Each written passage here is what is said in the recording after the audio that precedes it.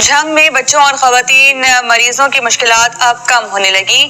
10 سال سے زیر التواء DHU ہسپتال سے ملحقہ بلڈنگ پر کام مکمل ہونے کے قریب پہنچ گیا ہے۔ تفصیلات اس رپورٹ میں۔ جی بالکل، 10 سال قبل یہ DHQ ہسپتال سے ملکہ ایک بلڈنگ TB ہسپتال کی تھی، جس کو ڈیمولش کر کے جس کو غلام نبی میموریل بلاک بنانے کے لیے اس کا منصوبے کا آغاز کیا گیا تھا، لیکن 10 سال سے یہ منصوبہ کھٹائی کا شکار تھا۔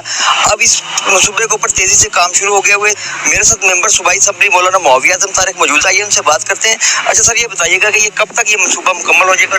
ہم نے وزیر اعلیٰ عثمان بزدار کو خصوصی ریکویسٹ کی اور پھر اس پہ انہوں نے بڑی جانفشانی سے ہیلتھ کے لوگوں نے کام کیا اور بلڈنگ سے تعلق رکھنے والے لوگوں نے اس میں بڑا جانفشانی سے کام کیا۔ پیڈز وارڈ ہے، اس کی اگر آپ صورتحال دیکھیں تو بڑی تکلیف دہ ہے۔ ایک بیڈ پر 3 4 خواتین ہیں، 3 4 ان کے ساتھ بچے ہیں۔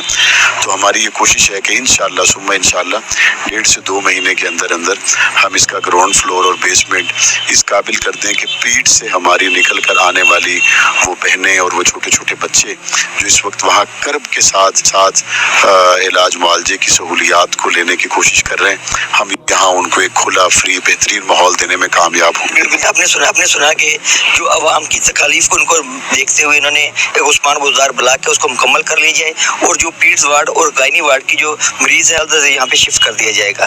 جی